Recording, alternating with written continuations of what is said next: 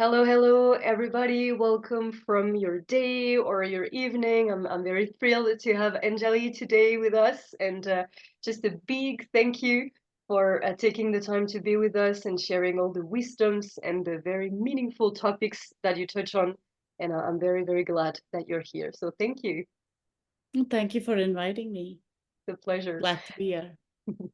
And so before we dive into all the subjects and ideas that we want to discuss, I think we could start with like this little centering practice or anything that you wish for us to arrive into the space and be more present. Absolutely. Thank you. Thank you. First of all, I'm excited to be here and have this conversation with you. And you're joining from France, and I'm joining from California. So just before we began recording, we were talking about where we are geographically. And for the listeners, maybe we just, for those of you who are listening, maybe we just call ourselves into the space, into our bodies, and notice what comes up with a few breaths together. So I invite you to perhaps close your eyes if you're in a safe place and notice the breath. Notice the points of contact that our bodies are making on the earth in this moment.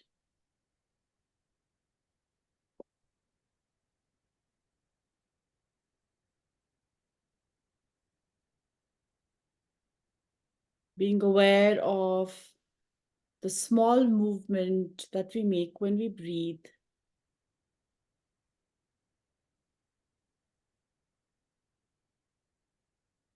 And the pause between the breath and within the breath.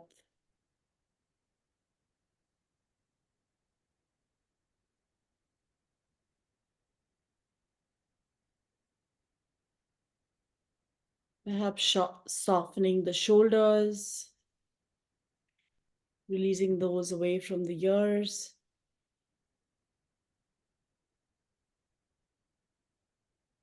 Relaxing the jaw.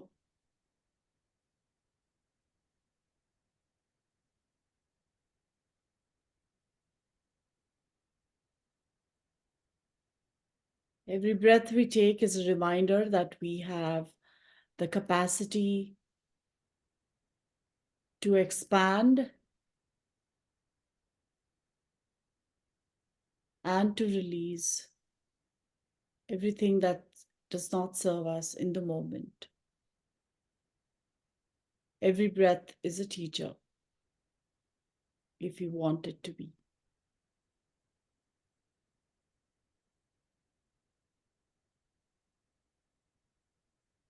Let's take 3 collective breaths together.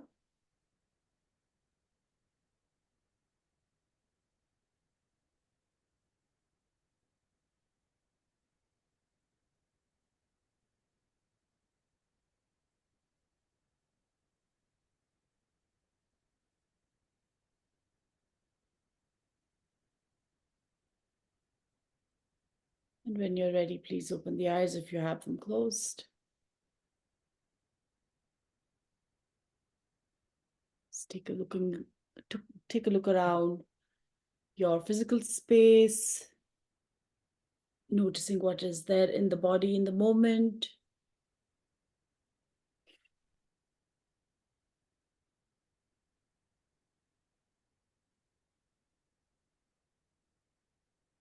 And let's begin our conversation.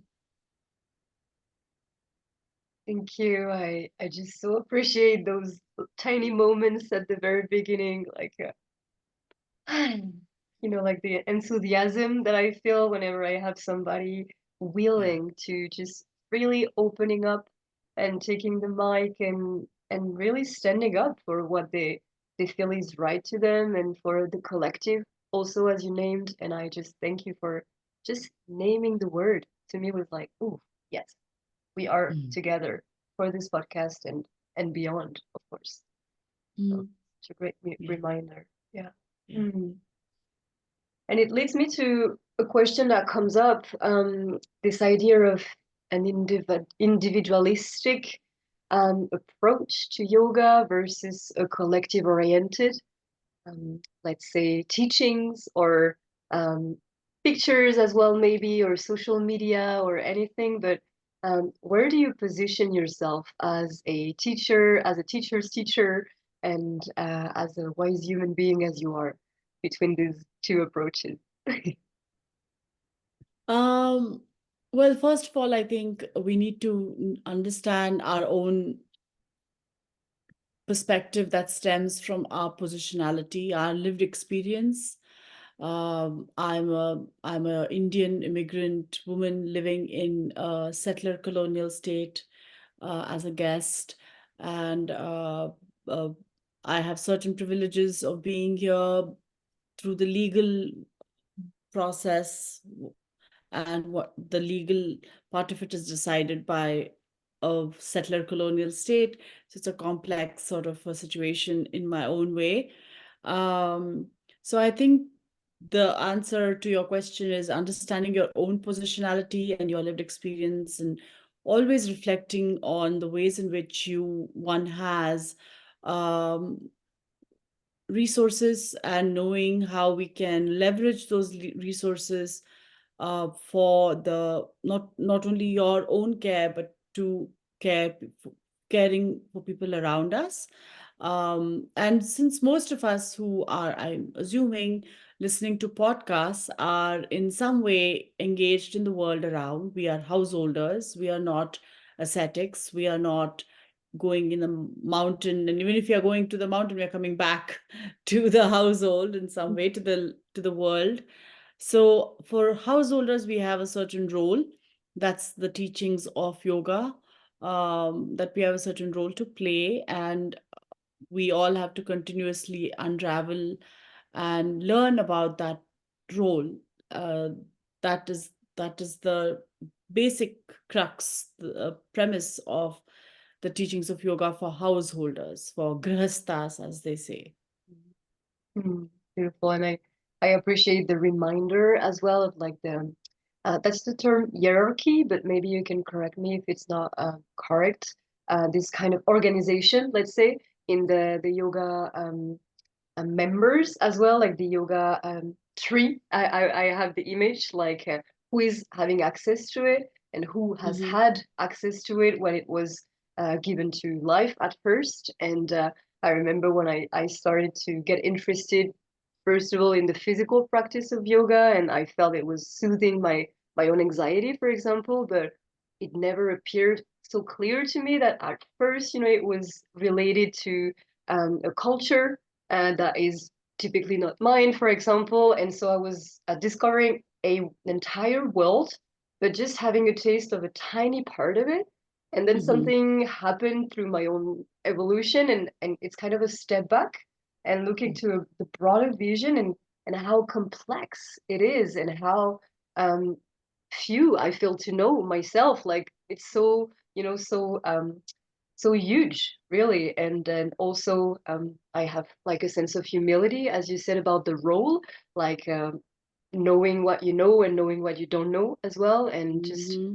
resting into that as well. So, how did you get to being interested in knowing more? Like, and was it a step back for you, or were you already into the philosophy itself when you discovered yoga? Oh, Mm. so the interesting thing is that I discovered, sort of quote unquote discovered yoga as a physical practice, as most people do, after my own cancer diagnosis. And I grew up in India, and I did not like yoga when I was in India. I was a child, a teenager. I thought yoga was very boring. I was a dancer, and I liked that physical sort of movement and all of that. That was what my where my physical practice was during my teenagers in India. So I did not really like asana. I thought it's so boring. What is this sitting and standing in? What it didn't make any sense to me. Mm. But after my cancer diagnosis at 37, and after surgery, I discovered that I could not open a jar of tomato sauce. And I was like, oh, what is this going on? And I had like a lot of physical, I mean, I was very physically sort of I loved working out and all of that. And through my yoga, through my diagnosis, and even post that, I continued doing that, except I realized that I did not have the physical strength to do that. And I was a young parent, I was a young mom, and I finished my surgery and my treatment, and I immediately dove right in without any break, without any processing much of my own trauma, because I was a parent, and I'm like, okay, I've done this, I'm done. I'm not now I want to be a mom, Mm. you know. Uh, so I did not even know that I was holding so much. And I went to my first yoga class, and I know something really shifted and something really opened within me. And I went to my teacher and I said, I really want to teach this thing what you taught me. I want to teach it to all the people who are going through cancer. And she's like, well, you need to come to your second yoga class before you decide to teach. So I said, okay, fine. And I used to go to her very often. And what she did for me, I still remember that she allowed me to really be in my body as it is. She gave me a piece of, like, she gave me a corner. I mean, she did not give me a corner. I took up a corner of the class because I could not do 90% of the things that people were doing. And um, physically. And so I was in the corner, I would do my own thing, and she would sometimes come to my side and give me a few things to do. But what really that sort of process really allowed me to come into my body and understand what I was holding as a recently diagnosed survivor. And I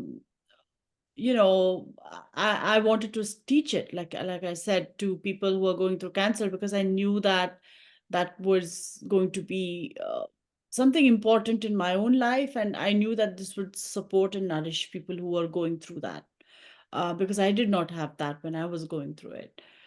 So long story short, I finished my 200 hours, and then I finished my 500 hours. And in that time, I met a teacher who was teaching people in Stanford here. Stanford is a huge hospital and all of that here in California. And I went and became an apprentice with her. I would just go and work with her when she was working with the students, and learned how to teach people who are going through cancer treatment. And I used to teach that for in the hospitals and other cancer programs around here. That's my whole beginning in asana.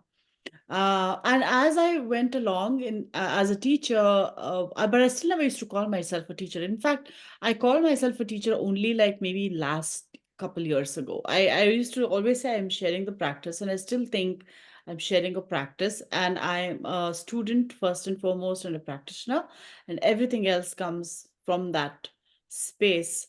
Um, so I started teaching, and I was like, there is something else going on here. There is something else going on in my own nervous system. I'm beginning to feel somewhat more connected to myself, to my own grief. I'm understanding all the things, I'm unraveling all the things. So, what is going on in my mind? And so I started looking, and then I was like, even though I'd done my 500 hours, quote unquote, it did not really put it all in perspective. It did not visibilize the teachings until I started digging and understanding and studying more. And I got interested in, quote unquote, the philosophy of yoga, which is actually the most important part of yoga. And as I got to study that more, I realized that what I was doing in India and how I grew up, that was yoga, because I used to practice bhakti all the time. I grew up in a home where that was an everyday thing. We were very much involved in service and offering seva to people around, which my mother really inculcated in us as children. So I realized that that was all yoga, and that was all different paths. I just did not know it. And as I studied it more, it really put it all in context for me. And I was like, this is something that I really want to continue teaching. And then the pandemic happened, and everything kind of shifted. And then racial justice became really important to understand and know and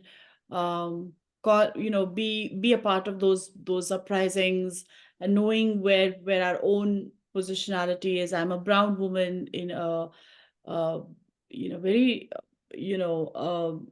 racist land historically and to the present moment. So I have certain privileges of that brownness and a certain level of distance from the centers of power.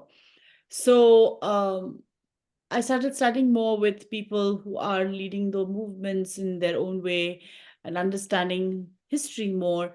And then I started looking at yoga history because I really wanted to understand where yoga is situated and the teachings are situated in the caste system. I have caste privilege, and how am I in allyship? How am I in relationship with people who are working towards caste abolition? So all those things started coming together, and I started teaching more about philosophy and history, and that's what I continue to do. I teach history now more actually because I feel like history is the least understood and least known, and more people need to understand our own history and whatever we are practicing. If it is yoga, then know the history of yoga, because that has the past shapes what we are and who we are in the moment that we are in. So that's how my work sort of started coming together and integrating, and here we are. Hmm. Wow, such a rich and deep material that you came to gather and to yoke it all together, and to then kind of orient your willingness to share and to be of service as well. And like, as you said, you were already, you received already through your childhood and Mhm. culture, primary culture, a sense of serving, but not in the same kind of definition or vision. And that's lovely as well to hear that you could acknowledge that and come back to the roots of what built you, Yeah. and who you are, as you said, through the history, as a personal and a collective history, really.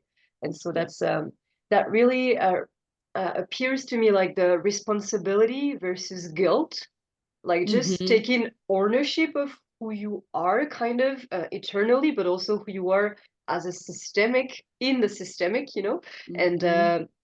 who you represent to the Mm. power images as well, and as a teacher or facilitator, like who are you giving those tools and resources to, and why, and who's coming to the class. And this is Mhm. something to me, and that I'm still like I feeling like a baby discovering this, like, ooh, I'm white and this makes a difference, like what's up, like what's up with that. Like, to me, I was, like, I was a kind of idealistic growing up, like thinking like everything's whole and everyone's the same, and I don't really dare to care about that, like what does it matter. And then like, ooh, it doesn't matter to me because I don't maybe feel concerned as a daily, Mhm. a routine, and as a daily atmosphere and stress level as well.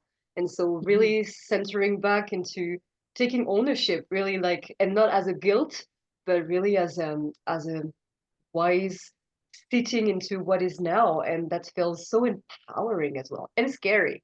So It what? is, it is. Yeah. I think, things like guilt and shame and Mm, fear and all of those emotions, which we look at as like, the unsavory parts of ourselves, which is very human though. I feel guilty, I feel shameful, I feel, so much has been given, even the fact that I'm alive and many people aren't, like all those things are natural and those are human. And we but and if we only sit with those emotions and we feel sort of unmoved by those emotions, if you don't feel uh, somehow ways in which we can metabolize and transform those emotions into something which can be of service and change somebody else's life, but also change your own holding of it, and it'll never really go away. You'll always come back to it. Like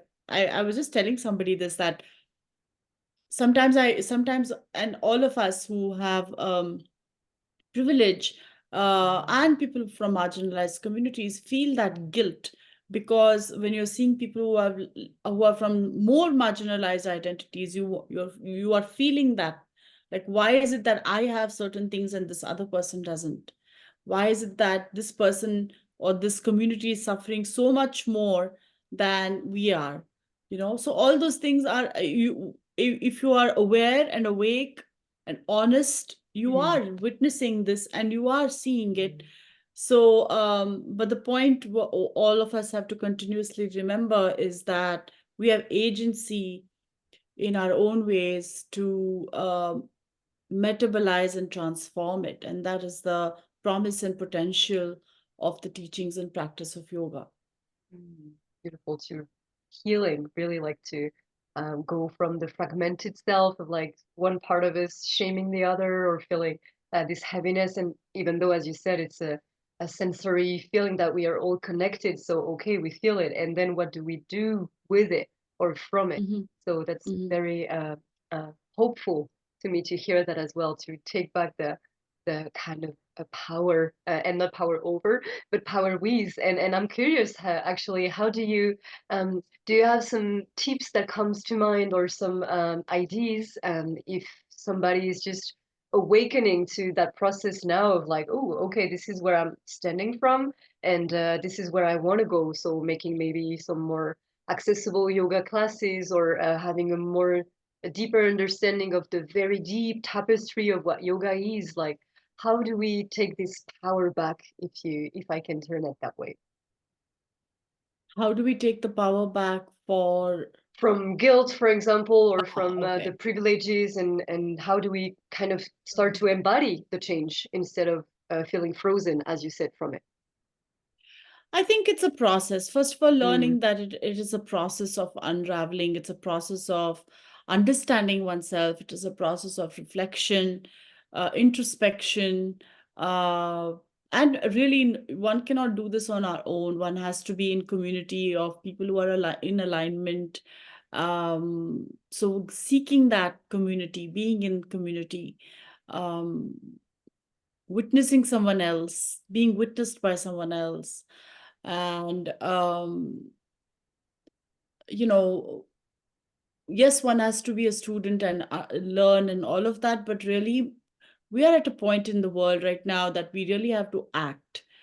I'm more about acting rather than just studying, and sometimes one continues to study and one continues to learn without much else, and that's also a privilege, so you're enacting that whole thing again and again. So we all know what at least we should know that that the world is burning right now. We have multiple genocides happening. We have so many things that are needing our attention, from the environment to um,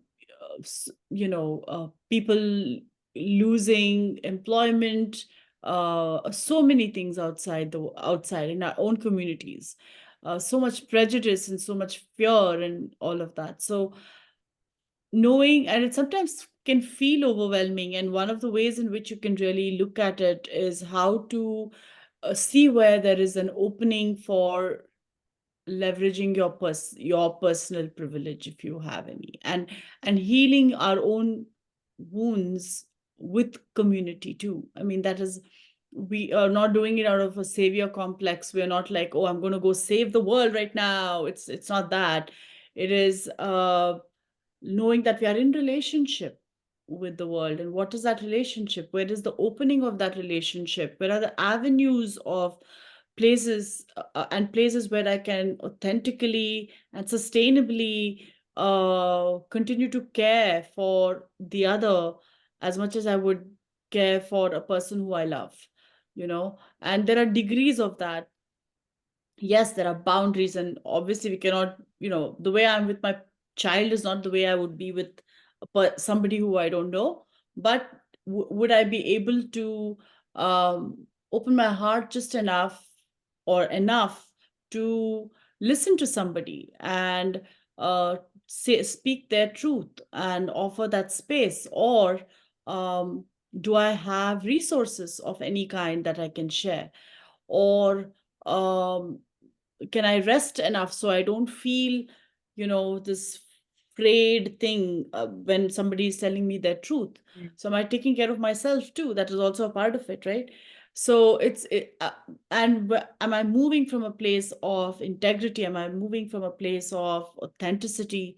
Um, am I moving from a place of inter relatedness, interconnectivity, really knowing that, and how those things manifest uh, in the systems, in our own communities, just in our neighborhoods. Like we Mm. start there, and maybe one is to just have a conversation with someone who has a prejudice about somebody else who is a part of your own family. That's some of the most difficult work, trust me. I can go and do speeches and teach 100 students, but to talk to your own family about their own prejudices is the hardest thing we'll do. That's where all the yoga comes in. So there are so many things, and one has to continuously make um, an effort and make it a practice. And I say this all the time in all my classes. So if anybody comes to my classes, they know that everything is a practice. Once you realize that everything is a practice, life itself is a practice, then we take away the perfectionism from it. And we're like, oh, this is not the perfect life, or this is not the perfect way I can be an activist, or this is not the perfect way I can be a teacher or a student or practitioner. But if you look at everything as a practice, then you feel like, okay, today I'll do this and I learn from this, and tomorrow maybe I will change it in this way or not. So looking at everything as a practice and looking at your own community and your own roles and positionality and leaning into that interdependence is probably some of the things that I can think of.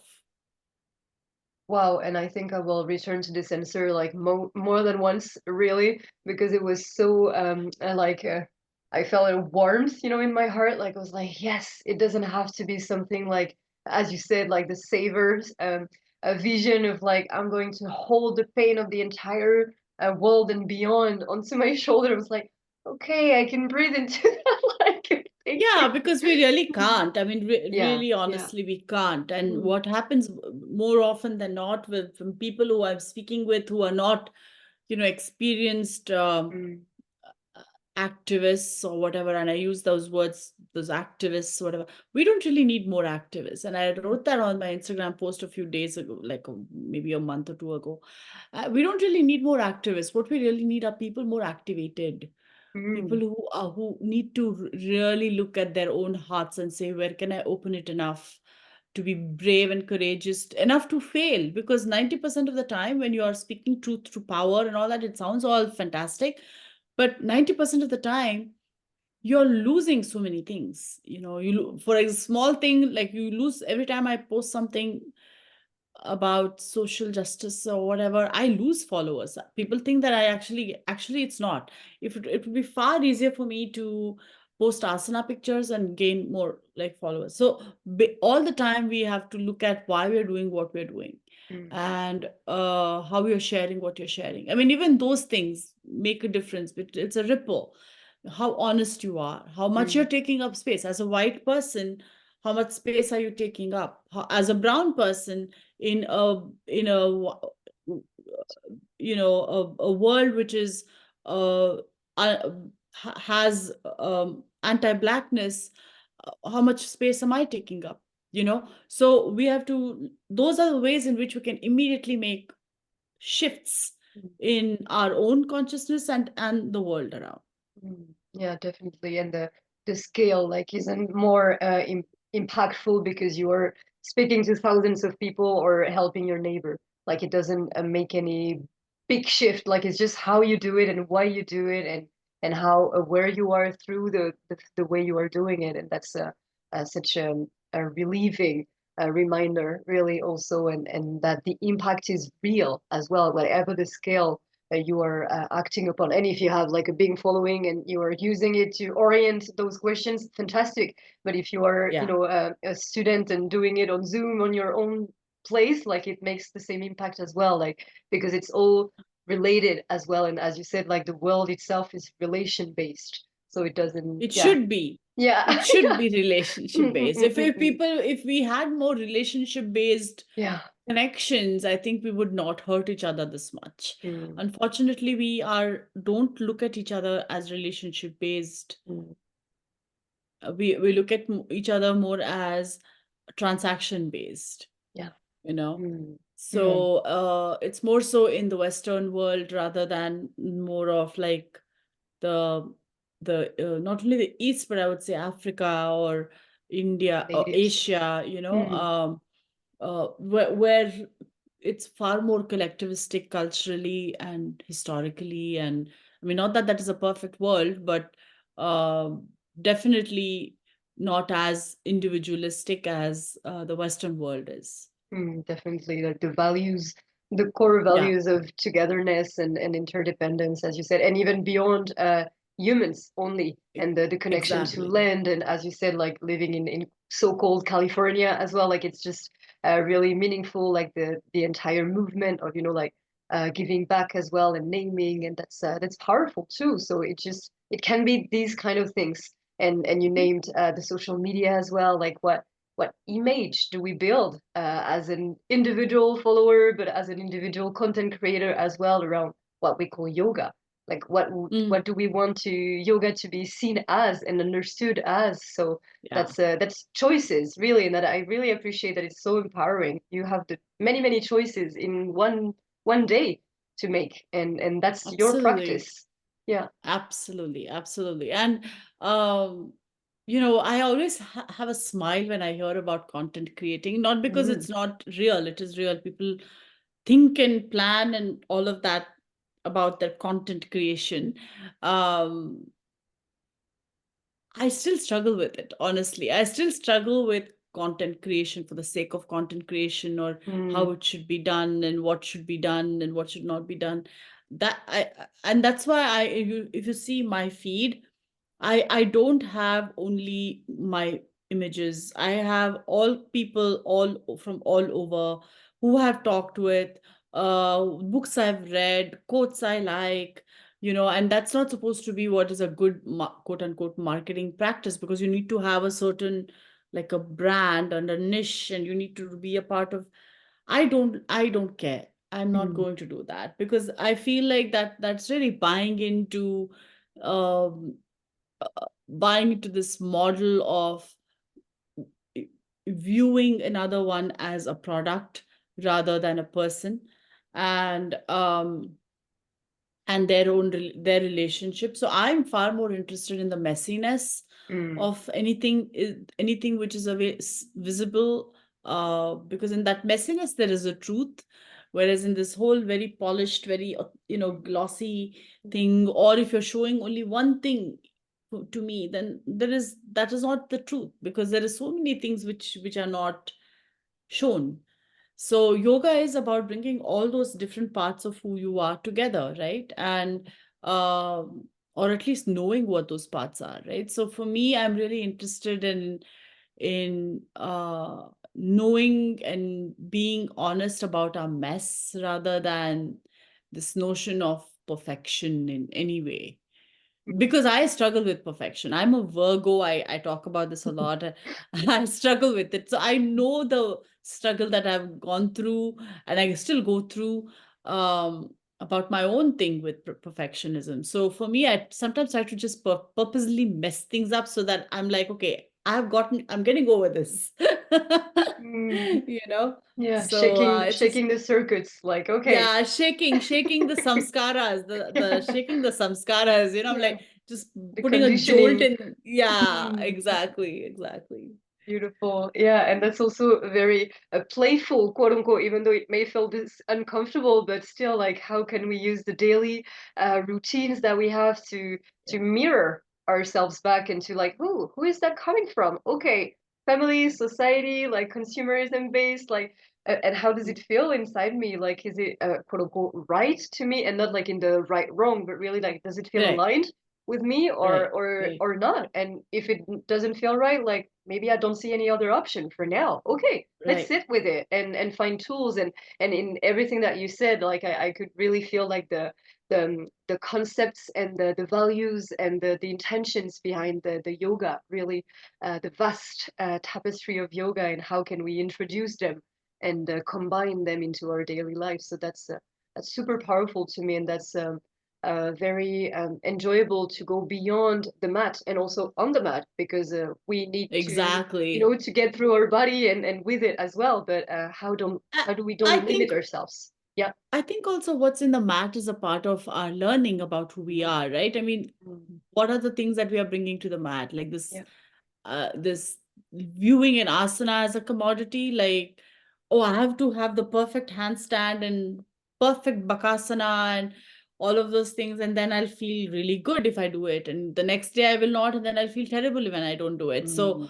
what are some of those learnings that I get? This is, I mean, asana is a very powerful practice, not only because energetically it causes shifts, but also it really gives us insight into who we are psychologically and emotionally, and how those things can shift, um, how they provide avenues for Mm. self-reflection. You know, Mm.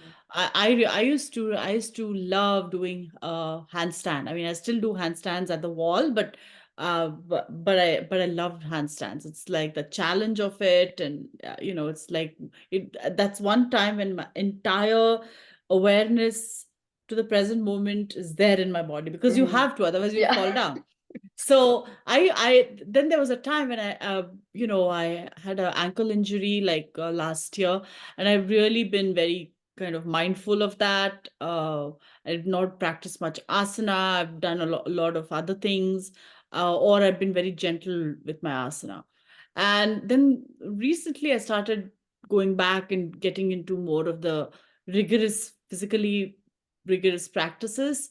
Um, and I couldn't do my handstand. And I was so sad. I was like, oh my God, did I lose my handstand? And I Mm. remember thinking, but that was then. And now it's me who I can't do my handstand. And then finally, after a few days and maybe a week or two, when I went back, I could do it. And I was feeling Mm. so happy that, oh, yay, finally I can do it. So it's like Mm. those things that you hold. Oh, my body was like this, like 1 year ago, but now I'm not. And then you start feeling, oh, I should have done this more. I didn't do this Mm. right. So you start going through all those things. And those are the things that really will help us understand. Those are the lessons we can take off the mat and say, okay, how do I feel when some things that I do off the mat don't work out? Do I blame myself? Do I sit with that guilt and shame? Or do I blame somebody else? Mm. All those things. Those are really, I think for me, asana time or a physical practice of any kind, but can really give us avenues for learning and Mm. self-reflection. Definitely, and the attachment and like the self study, really, and Exactly. I appreciate that idea that whatever you are doing, you can embody yoga and be in your yoga right now. It doesn't have to be like a physical thing or anything. It doesn't Yeah, have to look any way, but it has to feel or to be an orientation in the way you do what you do. So that's 100%. brilliant. Yeah, and that's exactly the why this podcast exists as well, and I guess yours in a way as well, the Love of Yoga podcast, which I really Yeah. appreciate too. If you want to Yay. maybe ending on that note, because I'm also aware of the time and I want to respect your time, so maybe sharing Yeah. about this project too. Yes, absolutely. Thank you for inviting me to share that. The Love of Yoga podcast is basically one of my favorite projects, because it is bringing together conversations from folks who are either on the front lines of like liberatory justice movements, or people who are scholars, or people who are working in the spaces of yoga, who are experienced space holders and experts in their fields, and really bringing those conversations to the everyday practitioner, because I feel like there are some gaps in our learning. Like when I was doing my training, or even as a new teacher, I did not really know much about history, and like Mm. you said, the vast tapestry of yoga. I'm only beginning to know now, after like 15 years and more of being a practitioner teacher here. So for me, that was the thing that I really want to talk about these. For example, you have some scholars coming in talking about some really amazing research that they've done. People who would have I would have never known that as a student, and there's a thirst for that. I think there's an elitism of academia, right? And so I want to like connect in a very non-elitist, approachable way these kind of conversations. And you do it brilliantly, and yeah, I really encourage the audience today to check it out. And we'll of course link the everything in the show notes as well, and your IG, which with the lovely messiness of it, and the very good messiness of it, as you named it, and everything you Thank were you. doing as well. And yeah, I just want to thank you for the courage, like, and I discussed with Giovanna like the difference between courage and bravery. And courage one comes from the French name term Mm. cœur, so the heart. So how do we go from our heart to embody the change we wish to see in the world, right? And I believe, and that's why I follow your work, and I wanted to so really have you on this podcast, and I Aw. think you embody it. So really, thank you for just the honesty of being on the journey, and Yeah. the perfect imperfection of it all, and how can we just navigate it all together, and that's very, very beautiful. Mm. Well, thank you so much for having me. I really, really enjoyed this conversation. I continue to look forward to seeing you, hopefully Mhm. physically or at least in Yeah. online spaces somewhere. And I've been wishing all the listeners, you know, a community and individual personal care and nourishment during this particular time in the world. Thank you so much, and thank you everyone for tuning in today, and talk very soon.